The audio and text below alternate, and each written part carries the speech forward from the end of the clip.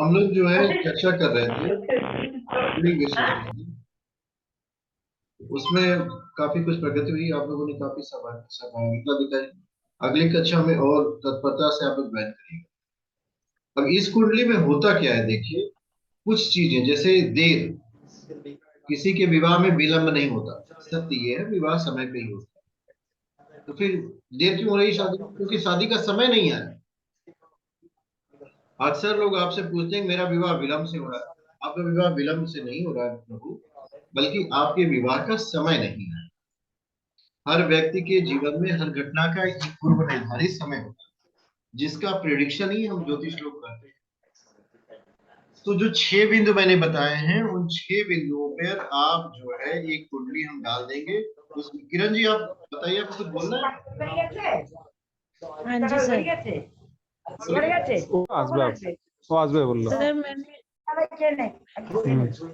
কখন ডাকে সেটা হচ্ছে ব্যাপার। क्या हो गया किरण जी, बताइए। सर वो पीछे से अनम्यूट कर लीजिए।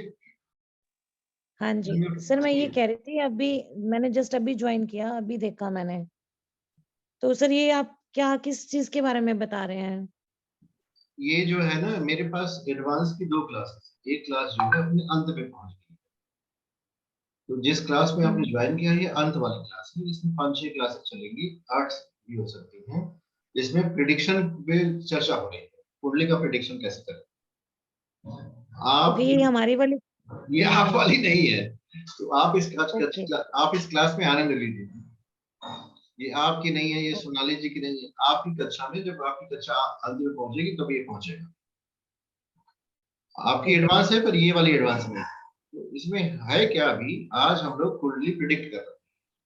बहुत सारे लोगों ने इस पे प्रिडिक्ट किया, कई अन्य के ग्रुप के लोग भी चर्चा में शामिल हुए। 6-7 विषय मैंने बताए हैं। जब अगली क्लास होगी उस ग्रुप की, तो उसमें हम कुंडली डाल देते हैं। आप लोग एक दिन का समय लीजिए और उस कुंडली पर चर्चा करिए। चर्चा करिए मतलब सोच करके उसका प्रेडिक्शन लिखिए। जब हम ग्रुप खोलेंगे तो चर्चा करेंगे। 6 बिंदु मैंने आपको बता दिए। किसी भी सर चीज, आप इसमें बता रहे थे शादी वाला। हाँ शादी वाला। अब शादी में विलंब क्यों होता है? अब एक बात और भी समझ लीजिए कि ये जो राहु बैठा हुआ है सप्तम में, आप लोग को अगर ध्यान से होगा देखिएगा तो मैंने बताया, राहु जिस भाव में बैठता है उससे जुड़ी हुई इच्छाएं मनुष्य की पूरी होने में बड़ी कठिनाई होती है। इसका मतलब ये नहीं था कि उसकी इच्छाएं उसे पूरी नहीं होती। ये सप्तम में बैठा है तो इनकी अपने हस्बैंड की एक्सपेक्टेशन बहुत ज्यादा है। She is highly placed women.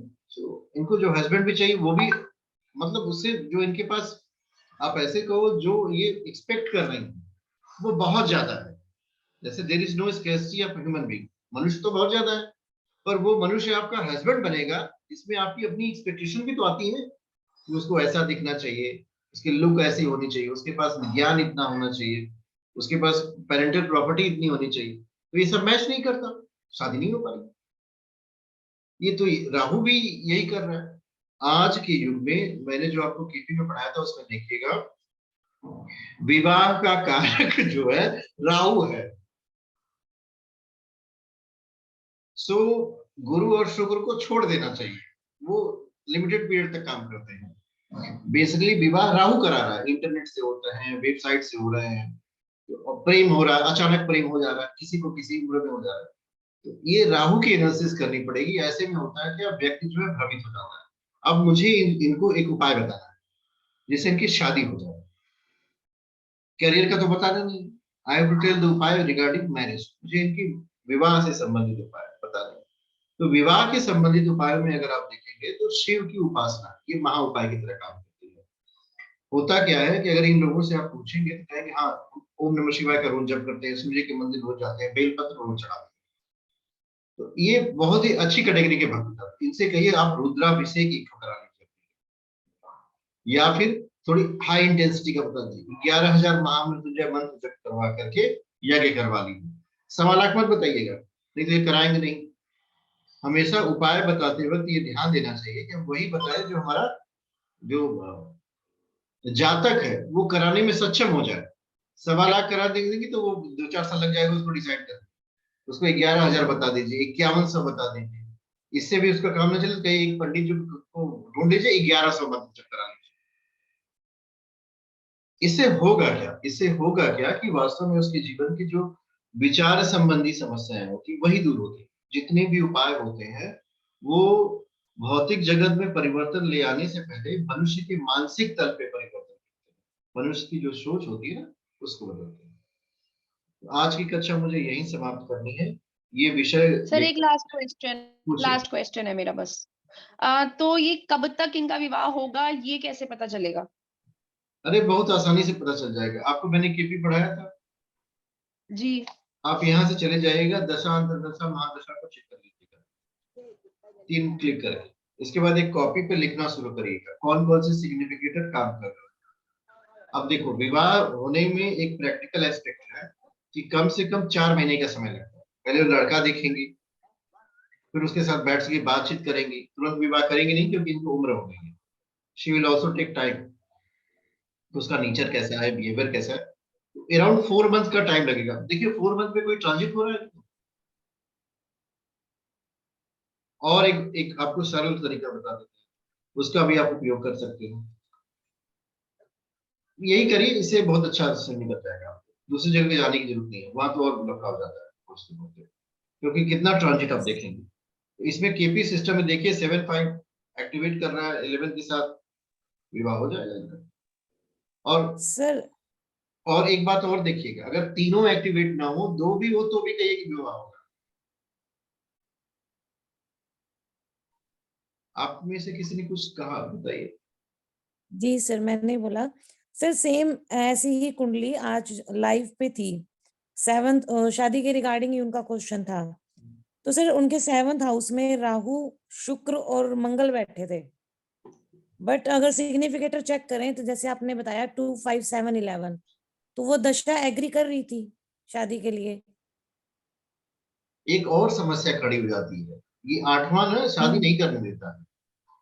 The person has got directly in relationship, check करिएगा ये 8वां तो एक्टिवेटेड नहीं है, सिर्फ स्टैंप नहीं लगा, शादी हुई नहीं, बाकी सब कुछ के साथ हो रहा है। ओके, समझ गई। तो ये इसमें परेशान नहीं होना चाहिए, कुंडली ने अपना काम कर दिया, विवाह करा दिया, सिर्फ पंडित जी ने मंत्र नहीं। गुरु जी। हाँ जी, कैसे है गुरु जी, राजू? जैसे ये राहु बैठा है, ठीक है, जो ये राहु जी बैठे हैं, तो ऐसा जातक क्या भाग के भी शादी कर सकता है?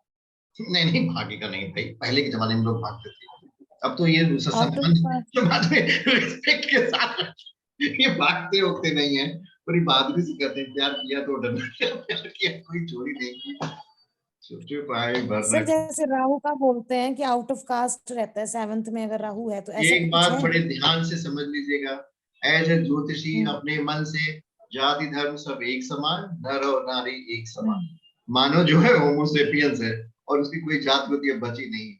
इंटरकास्ट जो लोग बोलते हैं ना, जाति का मतलब ये थोड़ी होता है कि अपने पीछे जो टाइटल लिखते हैं वही हमारी जाति। ये सब फालतू चीजें नहीं हैं जो नहीं, मनुष्य के दिमाग में भर दी गई, जो निकलती नहीं है। हर मानव की एक ही जाति है और कोई भी काम करने से कोई छोटा या बड़ा नहीं होता। अब आप अपने कोई देखो सुबह से लेकर के, मतलब कितनी बार हम लोग तो, और कोई नीच काम नहीं होता, ये भी मुझे बहुत बुरा लगता है। हर काम काम है, देखिए काम का महत्व है, हर बिल्कुल व्यक्ति सर। महत्वपूर्ण है।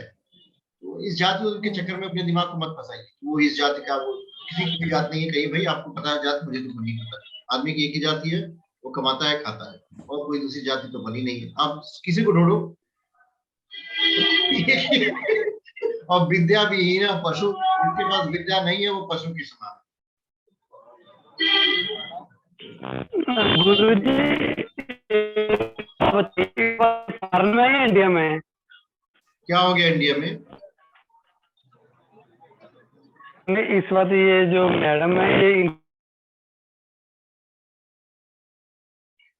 आप लोग शांति का अभ्यास करें, कुछ विचार हम बताते हैं उस पर समझ लीजिए। 21वीं सदी के जो विचार होंगे उसमें मानव अपने आप को मानव समझेगा। हम जो है परमात्मा के पुत्र हैं, हमारी कोई जाति धर्म संप्रदाय नहीं है। जो व्यक्ति अच्छे विचारों वाला होगा वही महामानव है। जिसके पास अच्छे विचार नहीं है वो पशुवत जीवन जीता है। हमें उनको उस जीवन से ऊपर उठाना है। लोगों के मन में प्रेम भाव बढ़ा रहे, यही हमारे जीवन का उद्देश्य होना चाहिए। लोगों की समझ अच्छी हो। और जहां तक विवाह का संबंध है, अपनी प्रकृति और अपनी संस्कृति, इन दोनों का ध्यान देना चाहिए। अगर आप देवताई संस्कृत के हैं तो अपनी संस्कृत में मिलिए, आपको ज्यादा सुख मिलेगा। इसमें कोई मतलब दुविधा नहीं है। अब आप वेजिटेरियन हो, नॉन वेज से शादी कर लिए, दिन भर परेशान हो, इन सब चीजों का आप ध्यान देने की भाई प्रकृति मैच कर रही है कि नहीं मैच कर रही है। प्रकृति मैच करती तो जीवन बहुत अच्छा बीतता है, नहीं मैच करती तो फिर जीवन में पल पल संघर्ष होता है। इसीलिए गुण मिलान किया जाता है, बाकी कोई दुविधा नहीं है। आप लोग जीवन में आनंदित हैं। शांति पाठ करने का समय आ गया। अगली कक्षा जो एक दिन बाद होगी। गुरु जी एक बात पूछनी है, ये लेडीज साथे इंडिया में या विदेश में है? कौन? ये इंडिया में। अभी इंडिया में ही है। हाँ, बहुत हाईली ठीक। प्लेस्ड लेडी है। हाँ हाईली जी जी हाँ, मेरे पास जितनी कुंडलियां आती है थ्रू ऑनलाइन, जी। तो आप क्या करते हैं कि उन कुंडलियों को रिसर्च पे रख लेते हैं, क्योंकि जब तक वो जानता है ना, वो सही सही बात बताएगा।